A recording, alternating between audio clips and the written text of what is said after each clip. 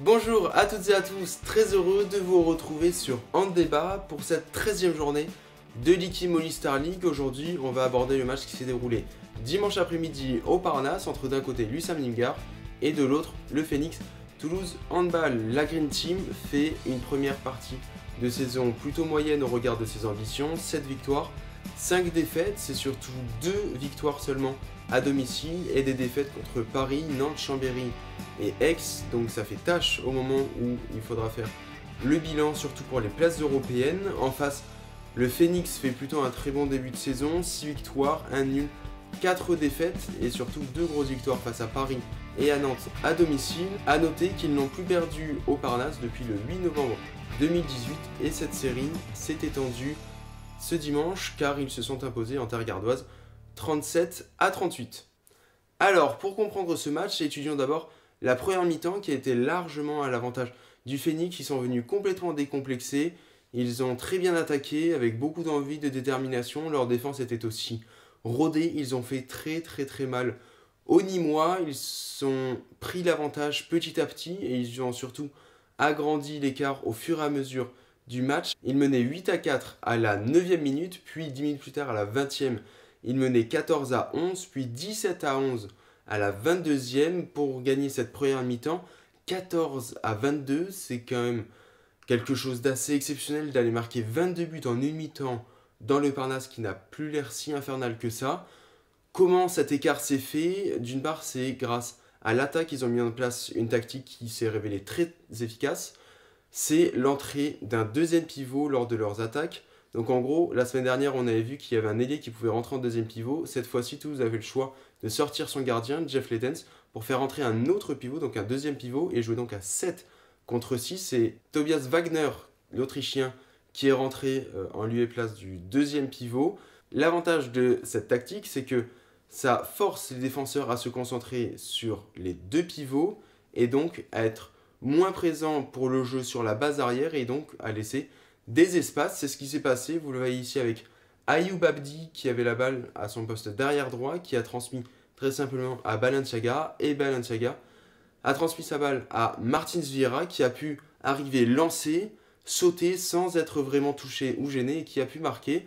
Cette tactique-là, elle a très bien fonctionné puisque les Toulousains ont marqué beaucoup de buts grâce à ça. Ils ont pris leur envol à travers cette tactique, mais aussi parce que en face, les Nîmois étaient complètement à côté de leur sujet. En attaque, ils avaient des solutions, on ne peut pas dire qu'ils n'en avaient pas, mais ils étaient tellement déconcentrés, ils ont perdu beaucoup de ballons sur des passes qui semblaient pourtant totalement anodines, surtout aussi sur des tirs qui semblaient très simples, des tirs à 6 mètres ratés, et aussi leur penalty, ça c'est sur la totalité du match, 5 sur 10 au penalty, la moitié de leurs jets de 7 mètres ont été ratés, et à ce niveau-là, forcément, ça paye cash. Donc, Toulouse a largement dominé cette première période.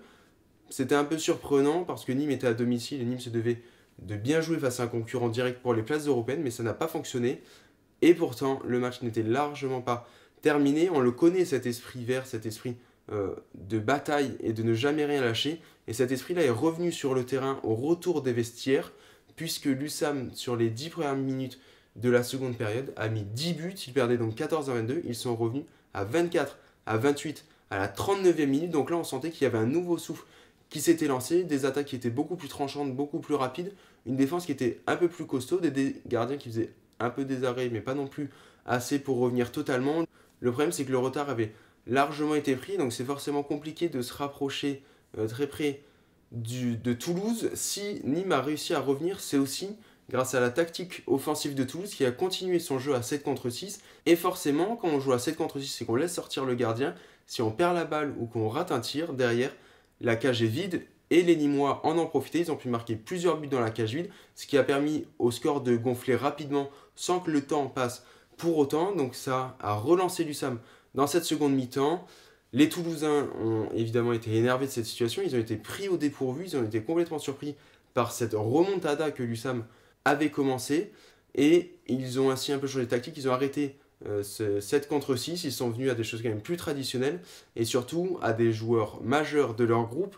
Jeff Lettens, le gardien, a réalisé 10 arrêts sur 38, il leur a permis de rester en vie et de garder un certain écart. Et il faut aussi parler de Ayoub Abdi dont j'avais parlé tout à l'heure, 8 sur 8 dans ce match et notamment il a mis des buts cruciaux à des moments où l'USAM on sentait qu'il pouvait faire la bascule et que finalement il a éteint tous les espoirs à Ayoub Abdi. 8 sur 8 c'est vraiment très bien et ça a aidé l'équipe à un peu rester devant l'USAM.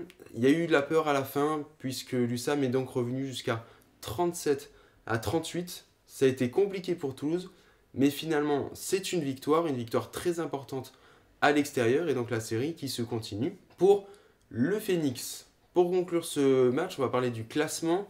Toulouse qui a donc un match en moins passe devant son adversaire du soir. Ils sont 6e au classement de l'équipe All-Star League avec 15 points. En face, l'USAM reste de peu dans la première partie de tableau. Ils sont 8e avec 14 points. Il y a toujours 8 équipes qui se tiennent à 4 points. Mais en tout cas, ce qu'on peut dire pour l'USAM, c'est que perdre contre tous ses concurrents directs, ça va leur être fatal à la fin de la saison, surtout à domicile, parce que c'était des moments où ils pouvaient gratter des points. Et là, malheureusement, les étapes n'ont pas été cochées. En tout cas, pour Toulouse, c'est une victoire à l'extérieur qui va faire plaisir. C'est une belle victoire à l'extérieur, même s'ils se sont fait peur à la fin.